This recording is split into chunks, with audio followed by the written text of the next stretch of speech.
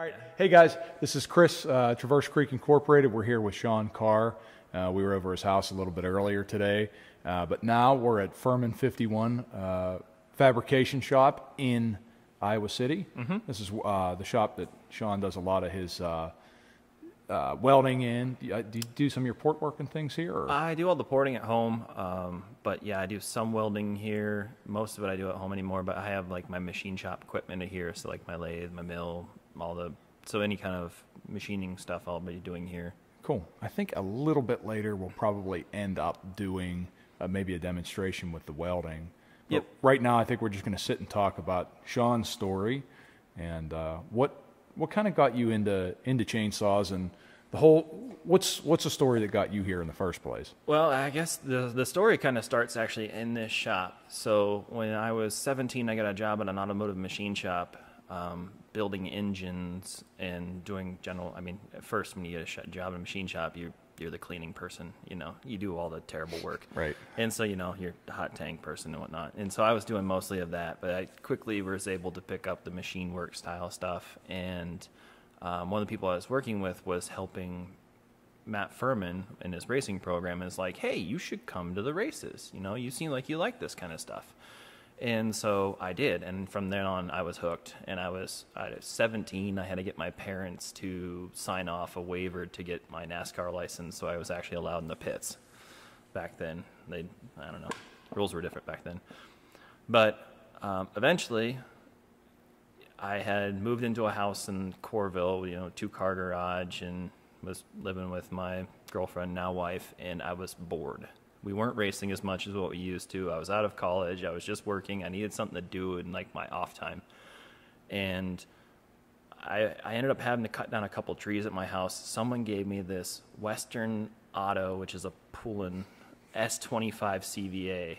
And so I cut down a few trees with that old beast. Orange or red? Orange. Yeah. Oh, it's beautiful shade of orange too. Yeah. And so I cut down a few trees with that thing, and I was like, hey, this thing could be better. So I opened it up, and I started messing with those ports, and sure enough, it got loud and nasty and mean, and it was really fun to run. And from there on out, I got on the chainsaw forums and just went wild. It just spooled way out of control. I think like the old arborist site days were kind of like where a lot of people, because every time you would search, you would always get a query from arborist site. Like if you type in Poulin S25 DA, like you would get, Yeah, Arborist Site still has a lot more internet presence over OPE forum. It seems like, I don't know, Google has a direct link into it. Yeah, I don't know about that, but I mean, I know they've got a lot more history too. Like I think OPE is maybe 5-6 years old or something like that. Maybe a little more than that, but Arborist Site was kind of back in 2004, 2005. Yeah, you researched anything on chainsaws and you would get 5 Arborist Site links back then. Right. And so that's how I ended up like on the chainsaw forums and then, I don't know, on eBay buying part saws and trying to put stuff together and porting them and going to chainsaw get-togethers and then you meet a ton of just like-minded great individuals who would pretty much give you the shirt off their back, like just wonderful people. Right. At all these chainsaw get-togethers, great food, and just you have a great time. Right. If you have a bad time at a chainsaw get together, it's your fault. Right. Right. Yeah. I mean, there's guys, they'll get together and they'll go cross country. They'll go and spend, camp out and spend a week in a place. You know what I mean? Yeah. They'll travel ridiculous amounts of miles and they'll fly. Like people fly to the West Coast ones. Right. I thought about doing it one year too. It was, I think when, I did a lot of work for Bob. I can't remember his last name, but he was rebuilding an 090G. Okay. And I had to do a lot of welding for it. Mike, Glock 37. Sure. Mike Bardot did all the powder coat for it. It's turning out wonderful, but it's taken him a while to put it together. But when he finally does get together, maybe I'll come out there, get together, so I can finally see the thing run, see the product of my work. I had probably 40 hours in welding different stuff on that thing. Right. Yeah. Every single part needed something. It seemed like. I see when we were at your place too. Your collection of saws there. I saw quite a lot of Husqvarnas. Yeah. It seems like maybe you have an affinity for those versus some of the other ones. Well, I got started with Husqvarnas because the parts for Husqvarnas are available online, and they were cheaper to get into in the parts saw. Like everybody wanted ridiculous prices for a steel parts saw when I first got into this, and then you'd have to go to your dealer for parts, or there was just not much for aftermarket parts as nice as the Husqvarnas were. And so at first it was kind of a financial decision to go more towards the Husqvarnas. And then I've kind of kept with them just because I like their design features and things. I still have some love for the older steels, like 064s, 066s. Sure. I really like those saws. I have a couple of them around. You didn't really see them, but yeah, I have a couple of those. I've tried my best to make some really awesome 044, 046s, and they come out pretty good, but just not like stellar. I don't know. I haven't quite figured out the port numbers for those ones totally yet, but I mean, I make decent ones. Right. Just not like, not as well as what I'd like. Right. So you were talking about whenever you got into the saw in the first place, you got the Western Auto saw. Yep. And it was a pull-in S25. And as soon as you got it, you took it apart and had a look at it, or? Well, I mean, I cut a tree down or two, I think, in my backyard with it. Okay.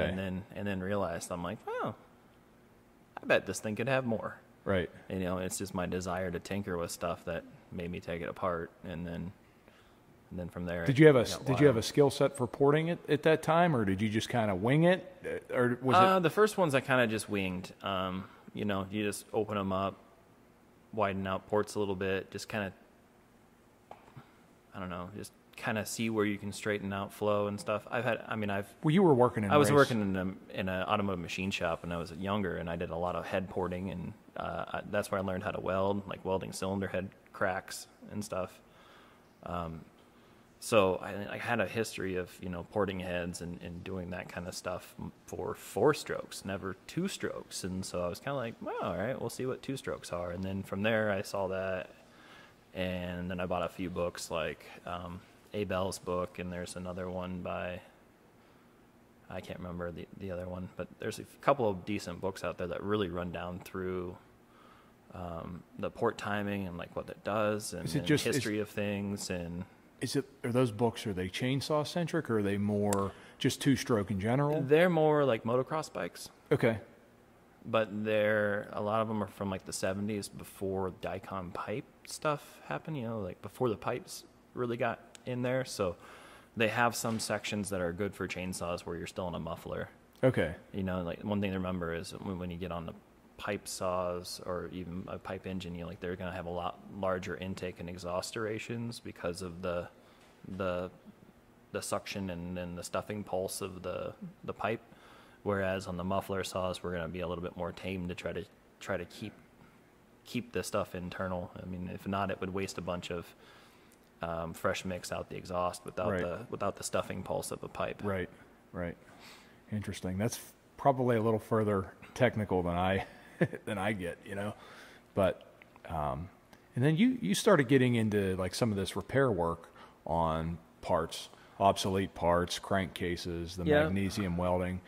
I guess that it's kind of like I guess people think that you can't weld magnesium, and there's a lot of talk that it can't be done. It's a common misconception, and I see a lot of like things on Facebook, misinformation about this. Misinformation on Facebook? Yeah, imagine that. Incredible. Yeah. I think we call it meta now. Yeah, meta. Just go start an oil thread. Right. There you go. Right. But so how did you begin to I first got into welding the parts because I bought a chainsaw that probably needed some help, and I think it was like a 181 or 288 case that I needed to fix, and so I bought some rod and welded it. And is it a magnesium rod too? Yeah, you have to use special magnesium filler. Okay. There's AZ is 62A and AZ 91 or 92. I always spoonerize them. It's either 6192 or 6291. I can't remember. But yeah, they're special magnesium filler rod. Aluminum rod does not stick to it at all. Or vice versa. Magnesium doesn't really stick to aluminum either. But yeah, and then, there's always a chance of starting it on fire because magnesium does burn wonderfully. Right. Yeah, I've thrown like old, like busted up crankcases. I've thrown them in a fire pit or whatever, and they're gone. They disappear. Yeah, but it takes a good minute for them to really Right. light off. Right. And that's the key. If you're melting the material underneath the shield gas, there's no oxygen for it to actually burn. Okay. So that's what Okay. keeps you from starting it on fire. Okay. And what do you use for a shield gas? It's 100% argon. Okay. And then, so fortunately, I've never caught a part on fire, but you do have to be kind of ready. Like be ready to dump it off onto the floor and and watch Right. it burn. But I have caught my filler material on fire. If you keep your filler just like a little bit too far out of you need to keep it far enough away that you're not in the heat, or close enough in that you're still in the shield cone. Because if not, like you'll get the tip of it too hot and it will start on fire. Right. Right. And then what do you do? Right. And then I caught myself trying to blow my filler out with my hood down still, and that That doesn't work. Yeah, that worked out wonderfully. I had a good giggle to myself on that day. But It seems like the more guys I talk to, and my own personal story with the saws, it's always the same thing. It's like I got this saw and I wanted to learn how to repair it, or I wanted to learn how to do more with it. I wanted to learn how to get more out of it, or it took me and I was like, I like this, I want to get more chainsaws. I mean, that's kind of the way like we all do. I mean, you get a brand new car, and what's the first thing you do? You're like, the exhaust needs to be louder, or Right. it's our desire to modify things. But Right. with the chainsaw, yeah, it's easy because it's a cheap hot rod that's in your hands. Right.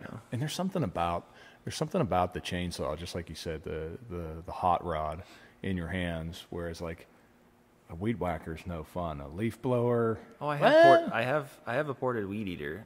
Okay. And the problem with that though is like you feel bad about running it full throttle all the time now, because it really does go too fast and it just beats against the chip all the time. Okay. Yeah. So yeah, but How about a leaf blower? Have you ever done like some of those backpack blowers have some pretty good output? And I ported a leaf blower once. handheld or backpack? Handheld. Okay. It was like a Poolin, just like one from from Lowe's or whatever. Right. And it spun so fast all the time. It had terrible static electricity and sit there and shock you all the time. Okay. Because I think it's because it would build up because it was always running off of it was always running against the rev limiter like all the time. I got and you. so it would like kind of build up, I don't know, some kind of static potential, and it'd just sit there and shock you all the time. So the echo blowers have a static wire that goes through the tube and then it grounds to the chassis, and it's like an anti-static wire, so it's always it's always discharging That the would have been a static. good thing for that one. Right. Yeah. Right. Fortunately, I straight gassed that on accident, and that was the only casualty of the straight gas. It was the ported leaf blower, and so I didn't feel so bad about it. Right. Right.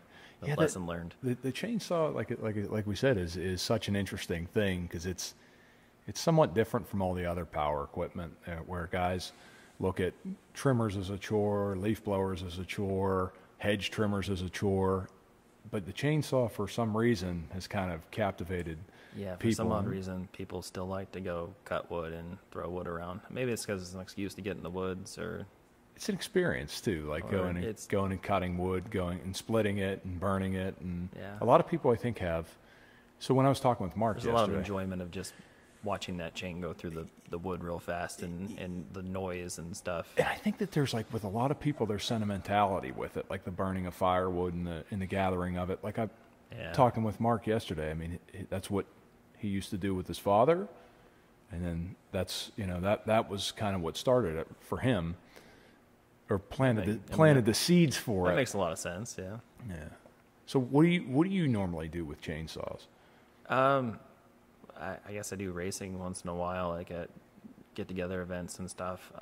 I have a little bit of an acreage to take care of, but not too much. But I have friends that have a lot more, and I help them, as well as some like land developer friends that always need something cut here and there. So I usually have the big chainsaw to come finish off, whatever they couldn't handle, or they'll call me in when they have something that really needs to be delicately tipped over. Right. It's Right. like next to the house. Can we push this away from the house? we better put a rope on that one. Right. You know? Right. And then let's see, you had the you have the 592 there that we were talking about, and that's kind of like that's going to be the new thing that's going around for everybody. But yeah, it's the newest Husqvarna saw that isn't even available in the United States. They keep pushing back the date on us. And then we talked about like the stroker saw, the 395 stroker, and then do you have any other things that like any things that are maybe that you're not materializing now, but things that you're thinking about doing in the future, or like the next echelon in your skill set? Is there anything that you're thinking about, or? I really haven't thought about any next projects. I might do a racing saw here or two in the future for some friends, but I kind of gotten away from doing those too much. They're just a really big time suck, and they are, yeah. And I can't charge for that. I can't charge someone enough to really recover my time. It's just, so I only do like maybe one a year, you know, and so I try to like pick people that I really like or I know and stuff that I'll know and who will enjoy it and are willing to wait, you know.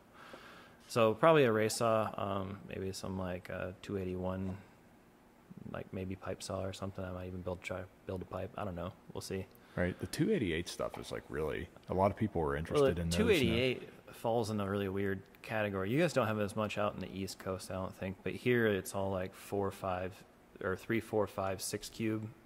And so the 288 ends up falling in a 6 cube. Yeah. So it's too small. It's outclassed already. Yeah. But the 181 or 281 falls right at the top of the 5 cube class. So that's a really good platform there, just the smaller bore. Sure. Do you ever go to any like sanctioned chainsaw races or just like get together type events? I've only done the get together ones like around here. I have not been to any sanctioned ones, but I'd like to go sometime because I have some saws out there that run in them, but I don't know, they're always like in Michigan, way over in the Mitt, and that's a heck of a drive. Yeah.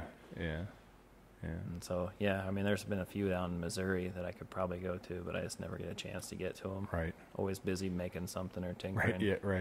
Right. You got. I mean, I do a fair amount of racing, as you see the race cars in the background. So usually during the summer, about every other weekend, we're probably at a racetrack somewhere. I see. And what do you do with the racing? What's your main role in the racing shop? So, I'm kind of like, I would be more like a crew chief, or I don't know, like kind of like pretty much one of the main set. So between me and the driver, we determine like what's going to go on with the setup, and I usually always run I guess you could kind of call me like a race engineer. Okay. So if we're testing and we're running data acquisition, I'll be the one running the data acquisition and pulling down the data and doing any analysis of that during the test session, kind of helping make, it's a group effort, like you have the driver feeling on the track, but you also have my opinion of what it looks like outside. Right. And then we kind of iterate back and forth on what we think would be the best solution to fix the handling problems and such. So if you just let the driver go on whatever they want, they'd probably tune themselves in the left field. So it always it's a balancing effort. And right. It's always nice to have even more opinions early on that, because there's so many different ways. These things have so many knobs you can turn. You can really get confused. Right. In a hurry. And in racing, I mean, you're dealing with small gains are going to get you. Yeah. That's going to win it for you. Yeah. I mean, you're looking for a couple tenths for a lap time, and you got, 10 minutes to make a decision and do it. Right. Right. Between the races. Right. So you gotta be quick, and then you also gotta think like, oh, how's the track gonna change? Because these are dirt cars, so the track changes quite a bit throughout the night. Right. It'll be heavy to start with, lots of mud, and it'll be really good traction, and later on in the evening changes. It'll usually slick off, and it'll have completely different kind of setup. But then you run into things like where the track might take rubber, and then everything gets tight again real quick, and like lots of traction, the tires will be burning off real fast, and so you have a free enough race car to deal with that. So I mean, there's always interesting things about the track changing too that you always have to like take a little guess at. Right. Or they might just throw a curveball at you and farm the track and Right. make it all heavy again right before the race, and Right. you don't know. So When we came into here, you had like some different machines that you were showing us, like you had a lathe, you have a mill, and you got a couple different things. Yep, so I have like a 13 by 40 manual lathe. It's an older jet. It's a nice older piece actually for an import. And it does, I mean, that's the main thing for doing any chainsaw work is you need a lathe to be able to do the squish band and the cylinder base to be able to cut those things. Like I have a mandrel here, so these are what we use on the cylinder to cut the base. So you chuck that, put the cylinder over top of it, slam your live center up against the top so you can actually cut the base of the cylinder, and that's all done on the lathe. It wasn't until, I don't know, 5 years ago, I think, maybe 6 years ago, well, probably older than that now, geez, time flies, 8 years ago maybe, that I got the first mill, and that's like when I started building more race stuff, because now you're able to, hack an intake off or make a different intake block. Or I also started to do plug thread repair for people, because like once there's a few decent options I've heard for about a that. spark plug insert on the chainsaws, but none of them are actually great options. And then once those strip out, because inevitably people manage to strip those out, what do? You can go to a bigger insert sometimes, but those are really expensive kits. And so I can weld those spark plug holes shut, put it in the mill on a plate, drill and tap the new plug thread holes. Yeah, Mike was at my shop, Glock. Mm-hmm. He was at my shop 2 weeks ago maybe, and he was telling me about that, and he's always a great promoter of things that he likes, so. Yeah, Mike sends me a lot of work. Like he has this, I think this is an 088 case here, that the bearing is a slip fit after he powder coated it, he found out the bearing is a slip fit. And so I'm going to attempt to bore this and put a sleeve in it so it'll actually have press on the bearing. And I've done it before for other things, but it's a tricky event because you need to have your sleeve the right size so that when you press it in, it has the right press on the bearing. And you got to have it perfect, because it's almost impossible to accurately set back up on it after you put the sleeve in. Right. Or When you put a sleeve, do you order a sleeve or do you make a sleeve? I will make a sleeve for it. I see. Yeah. So you got to get it.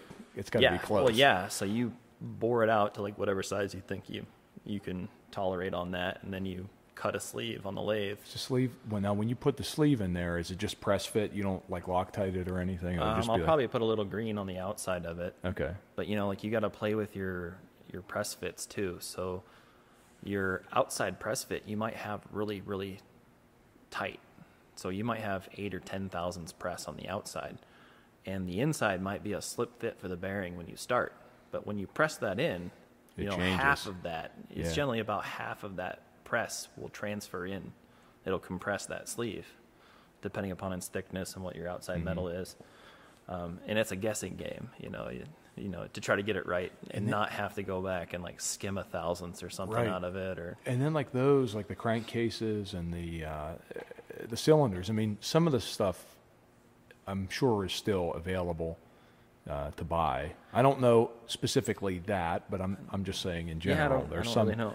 I don't follow the steel stuff too much to know what's available and what's not. I know it's all ridiculously expensive, if it is, probably. But and then to repair it might not be as much. So it's hopefully a worthy repair. Yeah, it's worth a shot to see if I can slip a sleeve in this thing and get it back up to snuff. Or it might be an 084. I can't remember. Now when you I can't tell the difference. I'm not sure. I'm not as well versed on that stuff at all. Yeah, I'm not either. When you port a saw, okay, so you get a saw in and I'm going to port this saw. What's your process for it? What do you, just real high level, you don't have to go, It depends. I mean, if it's a saw I've done before, I just rip them down right away. But if it's something I haven't done before, I'll usually run it stock, maybe muffler mod it, and just kind of have a feel for like what it might need. Like you can kind of tell by like where its power is and like what RPM range. match that up with the exhaust timing, and you can usually kind of have an idea of which way you need to go with it. Like if you need to go a lot more on exhaust timing, or if that's about where you want to be. You know, like say if you ran a Steel 660 and you ran it with a muffler mod, because we all know that those things are absolutely gutless with the stock muffler. But you'd run one of those and you'd be like, well, this thing has got a lot of RPM, but not a lot of torque. And then you'd open it up and realize that it has a ton of exhaust duration. And so you'd think, okay, yeah, well, I need more torque out of it. It doesn't need more RPM. I want more lower end power out of this, so I'm going to lower the exhaust on that one. You know, whereas other things, you're usually raising the exhaust, raising the compression, Right. doing things like that. But you can also run into things Yeah, the like 66s and the MS660s, I think that some of them were kind of all over the map as far as the timing numbers well, were I mean, concerned. it was like different, the longest running yeah. So you have series different of the chainsaw. right? So You have different things, and the 066 was absolutely fantastic numbers, factory hot rod right out of the box. I mean, those early small case ones, and then as they progressed through time, it seems like they had to make more. I don't want to call it concessions. It was concessions, or just then his plane had to just cut down the power and do whatever they could to bypass EPA stuff and whatnot, and then they got themselves into like this, I don't know, low power to high exhaust. I don't know, dump the exhaust out early, maybe to let it burn more in the muffler to keep the emissions down or something. Because that's probably how they did it. They're probably letting it dump early and letting that small hole actually burn more in the exhaust, and because like creating a kind of a catalytic converter almost that's burning itself in there. Yeah, because in like, I want to say like in the late 2000s, early 2010s, like they, you know, you could see that saw manufacturers were playing around with different ideas. It seemed to get the emissions down, like kind of like pre-Strato stuff, where it was like they put catalytic mufflers on, like, you know, like Husky was doing the E-Tech stuff, I think is what they called it at the time. The cat mufflers. The cat mufflers. Echo was definitely doing that. Who else was? You said like Steel was playing around with the with. They had a cat muffler one too. I think Did it was they? like a 241 or something, or 241, 251. I don't know. I thought there was something with a cat. There was some stainless steel cat And muffler then like in there somewhere. I think. and then the Strato stuff started coming out, and then Which I think that was all Red Max that originally started with the Strato I think stuff. so. And then I Husky bought. think Husky bought them because of that. Yeah. Yeah. And then I think at one time Shindaiwa had some stuff with valves in it. It was two strokes with valves. And that was about the time that Echo bought them for that technology. But for some reason, that's what my sales rep was telling me. But for some reason, they've been able to reminiscent to like a Detroit diesel or something. Yeah, but they were able to stay below. They've been able to stay below emissions, which is incredible because, like, you see all the Echo saws. Like, there's not a single Echo saw with Strato. Oh, I just saw the 881. That's the new steel out. Yeah, and I think it's not a Strato. It looks like it's got a weird. Well, maybe. But it's got the really weird intake. Front feeding. Yeah. It's got the really weird front feeding. We'll have to ask Joe because I know he's. I thought he said. I was think talking he with him, ported and one. I thought he said that it wasn't a Strato. We'll have to ask him. It kind of looked like it could have been. But then the other thing is too. So, I was talking with the sales rep about blowers. So Echo has like that 9010 blower, and every blower. No manufacturer goes over 79.9 cc.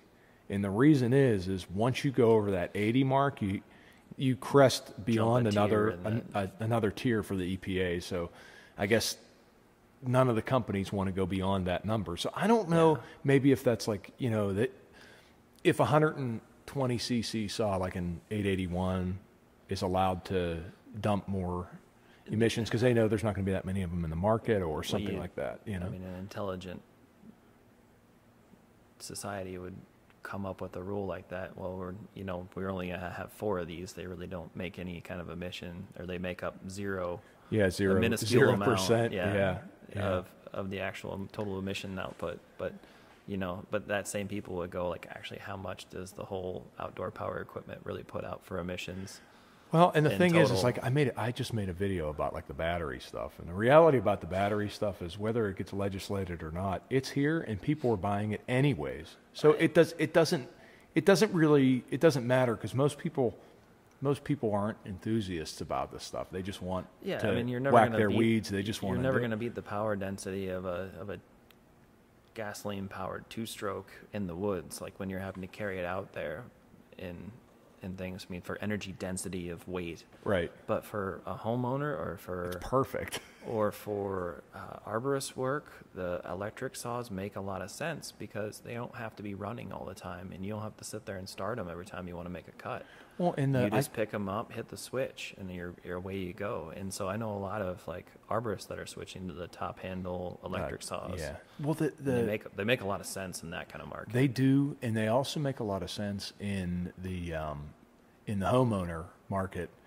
And you know, for somebody, a lot of the repair work that I see that comes into my shop is almost always fuel system stuff. Yeah. Because they don't, you know, people don't know how to maintain it. People don't drain them. Lack of use. Right. Lack of use. Exactly. Dying of atrophy. Right. And those type of things are really great for people like that. Like if you've got 2 batteries and you got 3 little pieces of equipment, or you get one of the ones that's got the interchangeable ends on them or something like that, it's like, it's perfect for somebody like that. I mean, that all kind of started out with the steel combi system too, or I mean, like everybody has that for their weed eater. I think everyone has like different attachments for the weed eater stuff. That's my best selling stuff. That's brilliant. Yeah. I mean, I have a Husqvarna one, and I can use, you know, a trimmer head or a little tiller, or you know, the regular weed whacker or whatever I want on them, and that's awesome. And now you match it up with an electric battery for the homeowner, and they can do everything from their garden to edge their sidewalk with it, and it's money. Every time you turn around, they're coming in to buy another $150 attachment. Yeah, and they just touch the button and it works, and they don't have to worry about the maintenance of it. They don't have to worry about mixing fuel. They don't have to worry about anything. From a sales perspective, it's a great platform. But I don't think there's ever in the future going to be a museum dedicated to battery equipment in the same way that you see museums dedicated to gas equipment. Maybe there are some people out there who are really into electric vehicles and electric everything. I mean, I could see those people maybe being that enthusiastic about it to start a museum. I mean, who would ever thought that Mark or someone like Mark would have started a chainsaw museum in Dike, Iowa? Like, it's an obscure thing, but now that it's here, I mean, it's a cherished place. It is. But it's so obscure when you tell someone about it. They're like, "What? Why would anybody ever want that?" And then you go there and you're like, "I see." And it makes sense. Like you go and you see it, and you go and see Mark, and you get to witness his knowledge, you get to witness his work and his experience, and it's like, well, yeah, and then he gets to sit there and talk about it, and the enthusiasm that he carries for all those old McCulloch's things is almost infectious. I mean, we walk out of there and you're like, I want a CD 125. I want one. Right. Where can I find one? Right.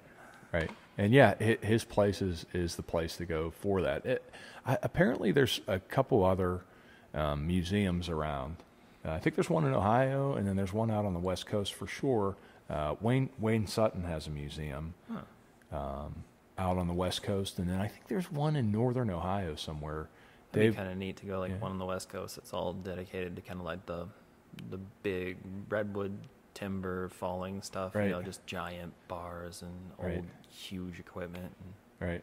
Yeah, there's something to be said for all the old stuff, and how we were talking a little bit. Thinking about how somebody hucked that 084 or something like that with a 6-foot bar on it, right. And they walk that thing so many miles into the woods every day. It'd be like, oh my God. Well, just like me and Mark were talking a little bit about it yesterday, and then you and I were talking a little bit about it today, like the 2-man saw, and how you have like all of this like you can see all the engineering changes and developments and like it goes. I mean, it starts at like a Mercury Distant or a Mall. I mean, the 2-man saw was a compromise in the first place, though. Right. It was them realizing that whatever they make is ultimately too heavy for one person to hold. Yeah.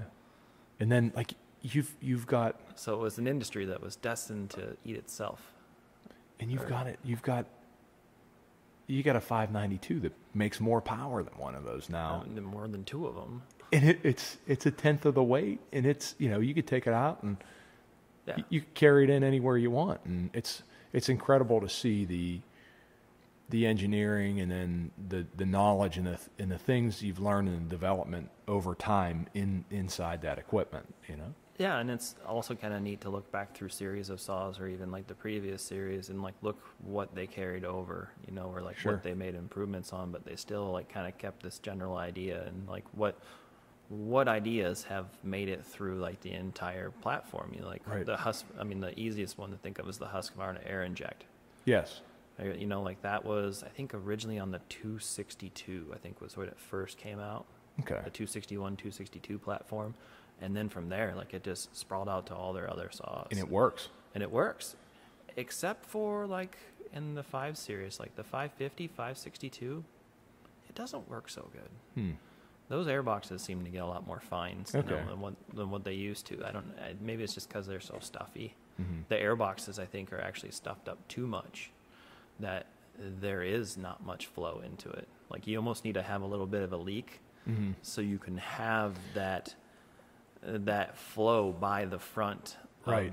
of the air inject, You- or else you- it gets too stuffed up. You can there. see in those And so- saws, like you can see the natural progression through the series of those saws too. Like even like if you start like at a 162 and like how it goes into like the 61 and then the 272s and all that. Yeah, you got the 266 in there too, and Right. and then but you have the 266 SE or the XP, like the open port versus the closed port models, and like how they switched there and those, and then they went from the thin ring all the way open through the first closed ports were only through transfer flow through the windows. Okay. The full skirt thin rings through the windows, which a lot of people have an affinity for those ones. But there's a reason why everyone started doing like slab-sided or, you know, church window type of pistons and getting the flow from the side of the piston. It seems to open up a lot more potential for higher RPM. I see. Yeah. Yeah. And you could see how the engineering over the years, it's like how you said, like even in the 5 series, you can tell they're not the same. Yeah, and but you even, can like, see piston some designs and stuff like that. But you can see that and- some things are wins and they stick with it, and some things not Yeah. so much. You know. Yep. And they change See them if and I can improve think it. of a not so much of a win. Oh, what? I'd have to think about that one for a while. Oh, the plastic intakes of a 55. Yeah, you know, well, the plastic intake of the 55, and then the way that the impulse port The travels impulse through port that. travels through Those it. are The pretty- way that those thing's are pretty supposed to bad. seal off, and yeah. Another thing, not so much. Maybe the solid intake block. You don't see that anymore. Yeah, you don't see that anymore. I think it was just an easy solution back in the day, but yeah, it had a lot of potential for problems. Well, sure. Like you know, because there had to be some transition between. Well, I can't remember any Huskies that used reed valves. Probably, maybe something before like the L series. Yeah, I don't even know. But- yeah, that'd be way back I then. mean, the intake block was kind of the transition. Well, I mean, you have your intake boot for McCulloch that you're coming out with, right? Or Yeah, it's which a that you wouldn't think of an intake boot on a saw of that year. year, but they Yeah. were pretty early on. Well, with that kind even of stuff. like even Home Light was doing that. Yeah. Home Light was doing Yeah, that it's with like the the 450, 550, 650, yeah. 750. 650, 750s, those were yeah. good saws. Poland never did in that era. They never did. They did the blocks like Yep. in that same time frame where they were making like the 4200, 5200, you know, and And I any guess of those it's all the variants. kind of separate. I mean, I think the block actually came out as a necessity of a way or the boot came out of necessity to isolate the engine for anavibe Right. purposes, or like, so you either like have to have the carb floating with the engine, and put the isolation brake elsewhere, or have it Right. further out. And if you have it further out, of course, you have to have a boot. Right. Well, and the blocks created issues too. Like how many 395s got blown up because of the blocks Or and the 394s, yeah. 394. Yeah, I'm sorry. Yeah, they crack. Yeah, they They crack. The and then they lean 2100s out crack. and get scored, and 2100s crack real easy. It's really hard to find actually a 2100 intake anymore that's not got Right. a little hairline crack in it. Right. Yeah, they all kind of did it. I mean, even the 272 blocks and 262 blocks. I sell a bunch of them. Anytime I have a 394 come in, Yeah, every double check that. I don't double check it. I replace it. I won't work on it unless, like, I mean, if it was like a starter rope or something, I'll do it. But if it's like, hey, this thing don't start, if I'm taking the carburetor off of it, it's getting a new block. That's just the way that it is. When people port a 394, I think that's something they miss too, is once you drop that cylinder down, if you don't grind the top of the towers to support the air filter in the back, it puts a lot of extra stress on that on that intake block, and it can really crack them in a hurry. So you gotta pay attention there and see how much actual how much you drop it you're putting on that intake block with your bolts coming through your filter support. Another thing you were talking about, like those 55s, like a 55 or 141. Anytime one of those come in, they get a new impulse pipe and a new boot every time. That like, little tiny boot and that impulse. It's that little like $1 impulse thing that your whole saw is riding on. I've had those things not even seal even with the new seal and the impulse, especially after porting them or something like that, because they get like kind of tilted a little bit more. And I found the best thing to do is just cut like a short piece of hose. Like you could use like a black fuel hose or a Tygon. I think like a urethane or a Tygon. That urethane would probably work, or something that holds the heat pretty well. But you just a short little piece, and you stuff it down in there, and it's like having a really long gasket on the thing. Right. I've always been, anytime I do it for repair work, I just do OEM parts, OEM stuff. You know what I mean? But I think I've done that with like fuel line or something for my own personal. Machines. Yeah, well, we always had to do weird stuff with fuel lines, especially for old saws or something like that. Cut fuel lines apart for just the grommet, and then run a regular line through it, or whatever you can do to resurrect something. We were talking yesterday about, like, have you ever worked on any of those old home lights, so like that 550, 750, 650 era? I have not, but I have done an old Echo, like 1200. Okay. It is. Where'd you get that? Did it come from the States, or did it come from late Mojim? Okay. You ever heard of him? No. So Jim, he was from Missouri, so Mojim was his handle. Okay, gotcha. And he had a plethora of old vintage saws. And one of them was, I think it was a 1200, or was it a 2000, 2100, 2000? I think it was a 1200. The 1200 was like the big, like... It was a giant Echo. Upright cylinder, just big... No, this is a horizontal cylinder. Is it? It was a horizontal cylinder. Maybe it was a 2100 or 2000 or something. I don't know. Because Joe has one, I think. He's got the 1200. I think he had to import it or something. I think it's wrong. Maybe it was a 1100 EVL or something like that. Okay. It was the big horizontal cylinder. Yeah. It was like 120 some cc's, giant monster. And he had a pristine one that it looked like it had sat its entire life on a shelf. Okay. But every single fuel line, all bits of rubber on it were completely melted away. Like just gone.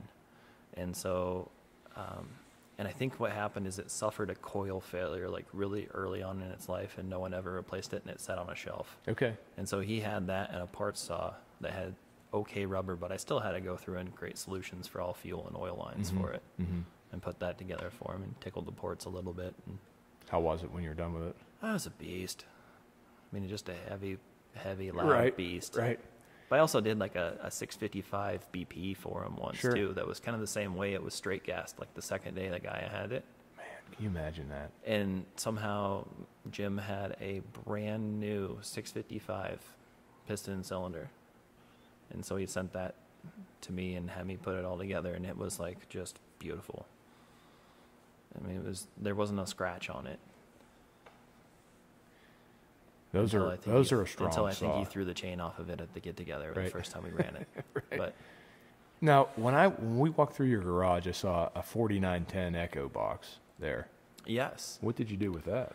Nothing yet. That's somebody who's local that brought that to me for porting. Okay. So I need to get it out of the box here sometime soon and work. Okay, I thought it was an empty. Yeah. No, I've had it for a couple of months now, and I just haven't had time to get to it. There's also one of those partner cutoff saws on the floor was his too. That. He brought that, and I already got that fixed. That needed a lot of carb work. It had managed to rattle the fuel line barb out of the carburetor. Okay.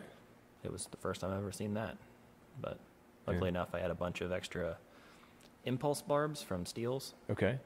like there goes into the case. You can get those from Definitely Dave. Okay. Or Definitive Dave. So you can get those from him, and one of those, you just had to drill it out a little bit and pop it right in. Pop it in. Cool. So it was an easy fix. But having those, if you're ever building race saws, having those barbs around is wonderful, because it sucks having to lay those out every time you want one. Did you have to chase the problem out of that carburetor, or did you just No, see I it? just I opened Was it it up, obvious? It was like I went to pull the fuel line off and the barb came with it. It's like, oh, well, that's a problem. I had a K970. A guy brought it in. Well, he was a local guy, and he came down and bought a cylinder off of me. That's a 950 I was working on, but the 970 is like the newer Strato version. Yeah, but yeah, similar. I think it's Series 3. They keep changing where the decomp port is and stuff, just to mess with you. Yeah, and he brought a 970. He came down and bought a cylinder off me for the 970, and he puts it on, and he comes back down. He goes, "This thing won't run." I said, "Okay." Brand new cylinder. And the guys had straight gassed it, is what it was. We were able to determine that it was actual straight gas, not just like I think it got straight gas, like we knew it was straight gas. And this thing, man, like this thing gave me fits because I couldn't figure out what was wrong with it. I did all the tests, like I did, test the fuel line, test the tank vent, test pressure and vac test, threw a new carburetor on it, and I couldn't get it to run, but it was intermittent. Like you could get it to run and it would run. The impulse barb was plugged. What it was Brandon was at the shop, and I'm having fits over this thing. I can't figure it out. And like I said, I've done all the diagnosis. I've done all the work on it that I can to try and figure out what's going on with it. New gasket, because cut to the chase. What was it?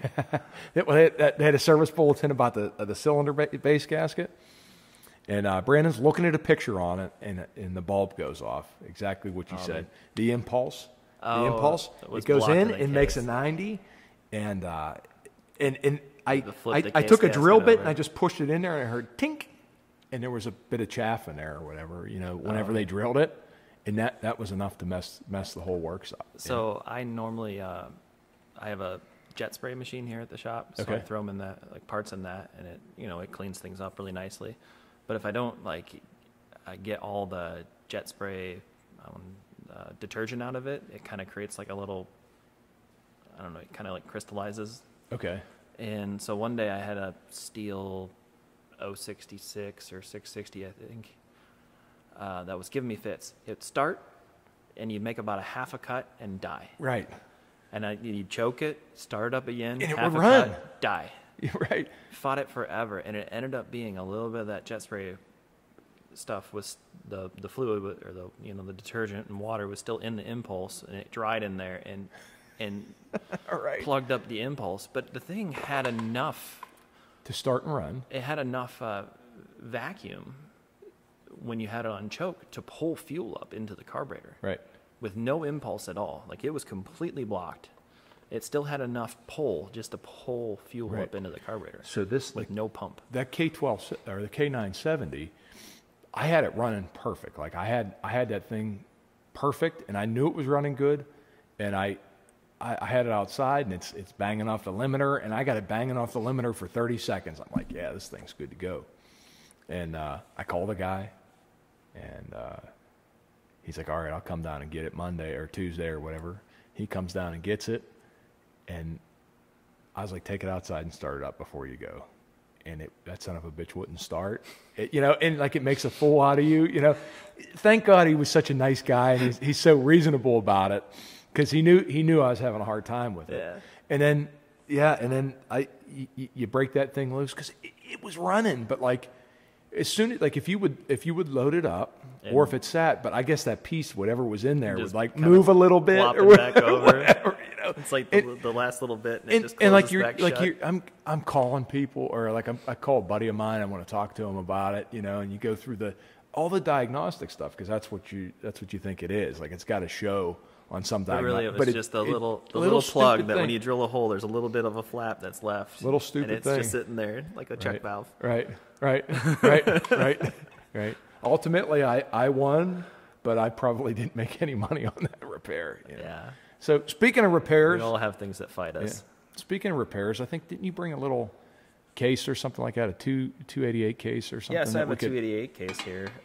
This one, I blasted it and stuff, but it had too much damage to actually go through and fix all the things. But I figured we could, if we wanted to demo a little bit of welding, I could ditch cut these things and show how I would fix this. I'm not going to go through and fix all the little stuff with it. Yeah. There was just too much damage to actually make this worthwhile. But it's a good demo piece that we can weld up here. I think that'll be cool. We could even, show the pitfalls of welding on, and then I think and that'd be it cool. can succumb to the fire sometime. Cool. All right. Well, we're going to move into that section and take a look at it. So we've hinted to it. We're going to do a little bit short video here on welding because I do a lot of this welding stuff. There's a lot of misconceptions about how to weld these things, or even if it can be done. I just want to kind of silence some things, or at least have a nice video out there where I can just point people to. So one of the first things to remember about magnesium, or welding any kind of cast material, it's porous. Cleaning is everything. You have to really scrub them clean. I have a jet spray that really helps pull all that oil out of the pores. But after that, I usually bead blast them, and then there's always like the prep of having to ditch cut out. So like this particular one had a thread that was completely junk here, and there's not enough room to put a thread insert in them, so you have to cut all that material away and re-weld it in. And a lot of people think that you can just reach down in with a torch and weld back up that hole all the way from the bottom. But the kind of rule of thumb is you can only pretty much weld at about a 45-degree slope. So if you want to get a half an inch down, you're going to have a hole about an inch wide to get that far, or, thereabouts, or, it's not quite that extreme, but you got to think of it that way. You always got to have a cone to get down in that far. But cleaning is always the real like most important thing to remember. And something that often people forget is to clean their filler rods. These things sit around, they get an oxide skin on the outside of them, and so I always just take a little Scotch-Brite to them on the outside and knock that skin off. And you'll see, like, when we wipe this on a piece of paper, there's always just, it usually gets a lot of stuff off of them. And so that way you're not putting that oxide back into your weld. So it's important to do that. Other things to remember with magnesium, it is flammable. But what keeps us from starting on fire is we're using argon shield gas to cover that area so that it won't start on fire. But be careful with the grindings. Always vacuum them up, sweep them up fast, because they are extremely flammable. That's a good way to catch all of your metal fab area on fire. And then there always is the thing of how iron oxide and aluminum makes ferrothermite, so that's also another thing that would help light off, because that takes a lot higher temperature to light off. So you can start actually a pretty nasty fire if you have a mix of all that stuff together. So things to remember from welding, say, a magnesium piece or aluminum piece as opposed to steels. Aluminum doesn't cook off like a stainless steel or even a carbon steel will. If you sit there with your puddle for too long, you can kind of cook the material. Aluminum and the magnesium doesn't care. You can sit there with it molten for a really long time, and it doesn't really matter. And that's actually something we'll use to our benefit for really dirty materials such as this, is we'll sit there with the puddle and let the material or let those contaminants float to the top. And something really interesting about magnesium is it doesn't wick up on your tungsten like aluminum does. So if you do dip your tungsten into the material, it won't wick up and contaminate your tungsten. It somehow just burns off, or doesn't even bother it. There's been times where I've been welding and I've found some kind of contaminant that I can't quite get to the surface, and I've actually used the tungsten as like an art gouge to gouge it out and bring it up to the surface before, because you can do it because it's not going to contaminate the tungsten. One more thing to think about magnesium. Magnesium does not bend. Aluminum, you can get away with bending it. Magnesium does not. Even with a fair amount of heat, it still likes to stress crack wherever you bend it. So think of it as like if you're trying to make a patch piece or something, you cannot bend that piece. And so a lot of times it's always easier just to fill it in or recreate the whole thing out of weld. As far as settings, we're going to be on typical AC. Argon flow between 25, 30 CFM, depending upon how much coverage you need and what kind of gas lens or cup you're running. Also cleaning action, so the AC balance. Magnesium does not like a lot of cleaning action. For some odd reason, it creates a lot more pores within the material. It creates a lot more pores, especially in the heat affected zone. So stay away from the AC balance, or like the high AC balances that are going to be a lot of cleaning action. And then there's always just kind of the rules of thumb. So when you're doing something like a build-up, and say if we were trying to get down into this corner and weld a crack, you got to start at the bottom of the corner. Don't weld yourself into a corner. Just like they say, don't paint yourself into a corner. Don't weld yourself into a corner. You got to start at your deepest part and start from there and then weld back, because you won't be able to use enough heat to push it down into that corner if you weld towards it. I think that pretty much covers what I have, so let's try to make a weld.